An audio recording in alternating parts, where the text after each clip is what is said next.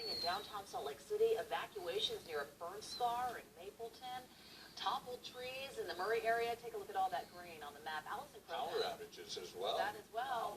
Yeah, Allison Krogan has a lot to talk about coming up in a few minutes in her forecast.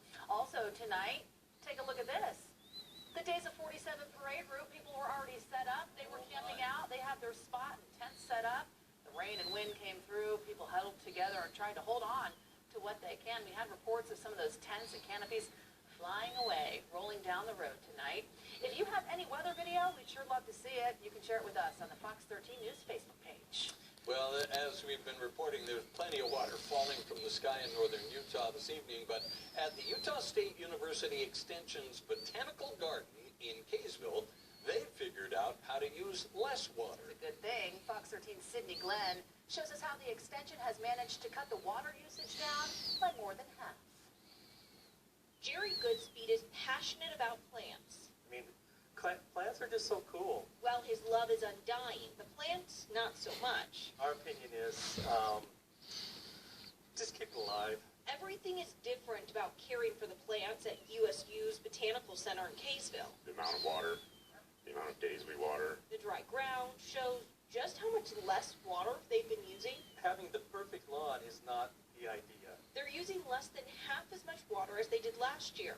Where we would have watered, say, twice a week, we are now down to once every 10 days on some of our turf areas. Goodspeed says instead of people focusing on watering for a short period of time more often, he says instead people should focus on watering less frequently but for a longer period of time. And when it's deeper down in there, it can handle being a little bit green, a little more yellow, a little bit more brown. It can bounce back because it's got reserves deeper down. This dry ground won't be around forever.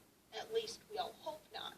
It'll be brown, and you might not like the look of it, but it's alive. And as soon as it cools down, as soon as we get water, it'll green right back up. Survive. Concentrate on your trees and shrubs. Don't thrive is the motto here this summer. Brown is okay. You know, it's alive. Grass can withstand a lot of drought. As we wait for the rain, we all have to be passionate about saving water. I want to tell most people, just be patient.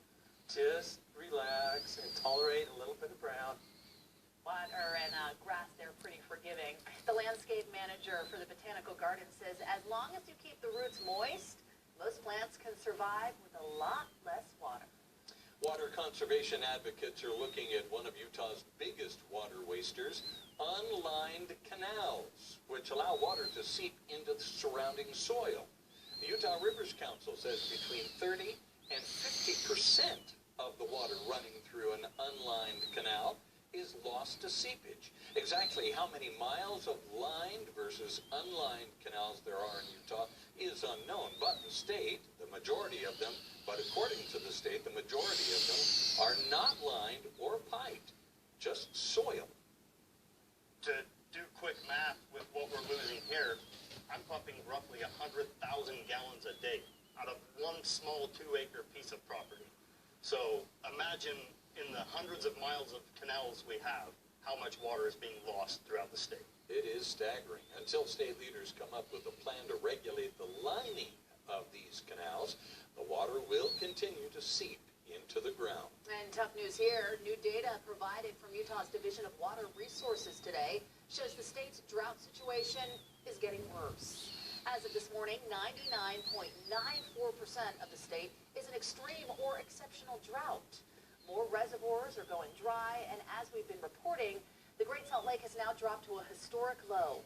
State officials say today's news underscores the need for people to take the drought seriously and conserve water. The splash pad in